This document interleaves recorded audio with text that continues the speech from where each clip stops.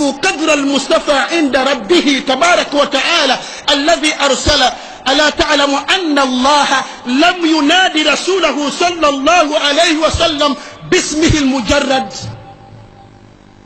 بل وقد نادى على كل الأنبياء بأسمائهم المجردة، فقال تبارك وتعالى: يا آدم اسكن أنت وزوجك الجنة، يا نوح اهبط بسلام منا وبركات، يا إبراهيم قد صدقت الرؤيا، يا موسى لا تخف، يا يحيى خذ الكتاب بقوة، يا زكريا إنا نبشرك بغلام اسمه يحيى.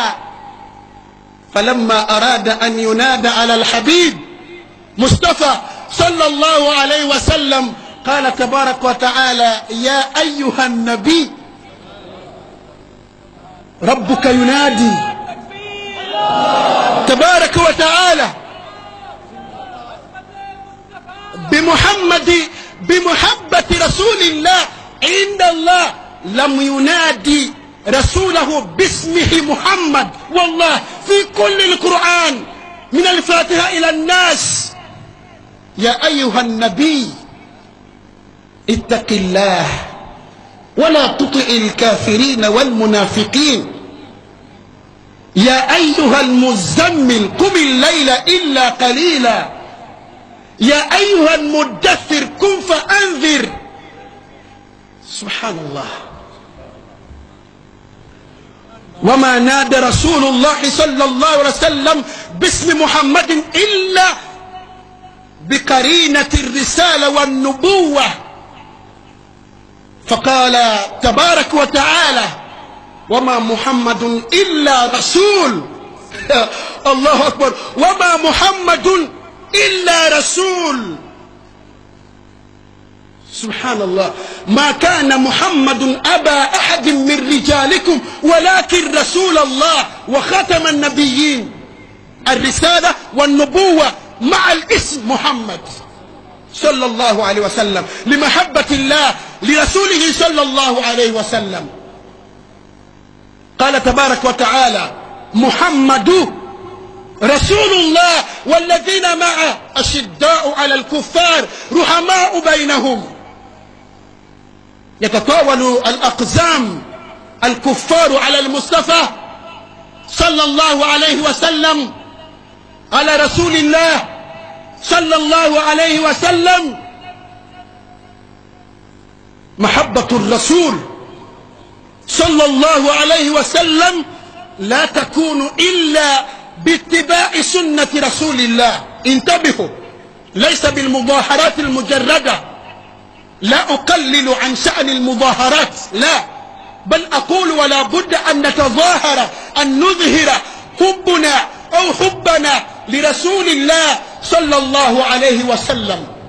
بل المحبة لا بد أن تكون مقترنا باتباع رسول الله صلى الله عليه وسلم عقيدة وسلوكا وحكما. أكرر هذا في كل مكان. تحب رسول الله، تتبع رسول الله، محبة رسول تتبع رسول الله. قال تعالى: قل يا محمد إن كنتم تحبون الله فاتبعوني يحببكم الله ويغفر لكم ذنوبكم والله غفور رحيم. تقول تحب رسول الله، اتبعت رسول الله عقيدة وسلوكا وحكما. أين عقيدة المسلمين في محبة رسول الله صلى الله عليه وسلم؟ أما يسجدون للقبور؟ أما يدعون القبور؟ أما يستغيثون من القبور؟ أما يستعيذون من القبور؟ هذا محبة رسول الله صلى الله عليه وسلم. كفر وإسلام. أن يلتقي هذا بذلك أيها اللاهون؟ محبة رسول وأنتم الناس كلهم من أمة رسول الله ينتسبون إلى الإسلام، يحملون أسماء الإسلام، يشدون لدته برد. هذا خبيث والله جل وعلا. أقول ذلك من صميم قلبي، وأنا لست باكستان الذي يفعل ما يريد يفعله. هذا ليس محبة رسول الله أبدا. يقول صلى الله عليه وسلم لا يؤمن أحدكم حتى يكون هواه تابعا لما جئت به. كل ما جاء مع رسول الله لا بد أن تتبعه، لا بد.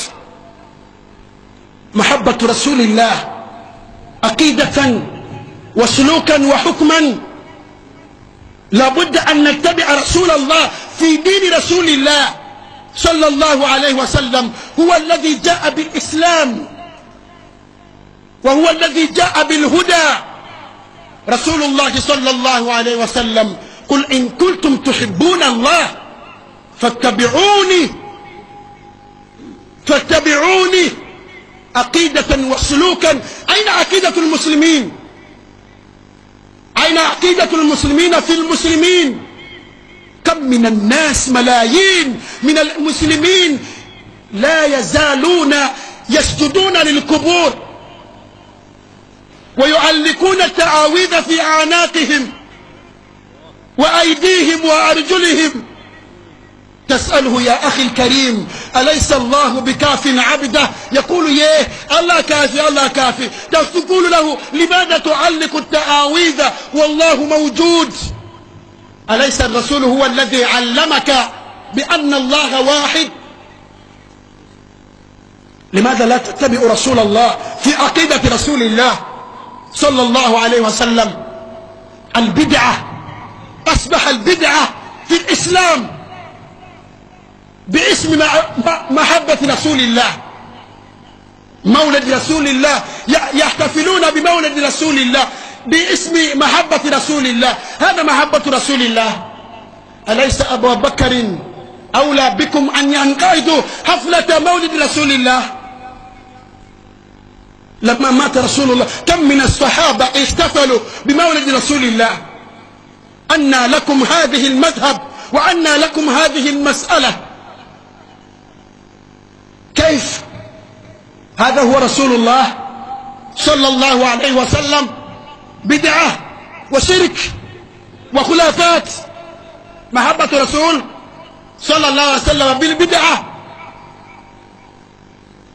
مولد، موسيقى في دين رسول الله صلى الله عليه وسلم، وندعي بمحبة رسول الله صلى الله عليه وسلم. مش ممكن أبدا المحبة إلا أن نرجع إلى كتاب الله وإلى سنة رسول الله على فهم سلف الصالح، ليس على فهم كل واحد، على فهم سلف الصالح، ليس على فهم كل واحد. لا، الكتاب والسنة على فهم الصحابة الكرام. انظر إلى هؤلاء الجبندية، هؤلاء برروية، مشركون يستغيثون بالقبور ويعبدون القبور، هؤلاء المعتزلة، هؤلاء الأشاعرة، هؤلاء كل الفرق. أتعرفون أن أهل الحديث هم الذين يحبون رسول الله صلى الله عليه وسلم؟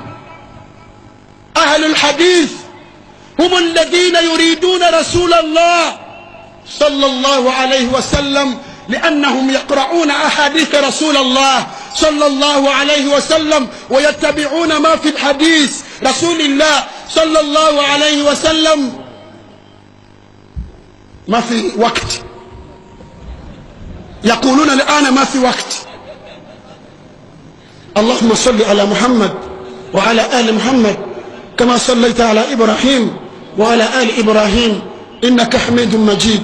اللهم بارك على محمد وعلى آل محمد كما باركت على إبراهيم وعلى آل إبراهيم إنك حميد مجيد. اللهم ارزقنا المحبة الحقيقة لرسولك صلى الله عليه وسلم.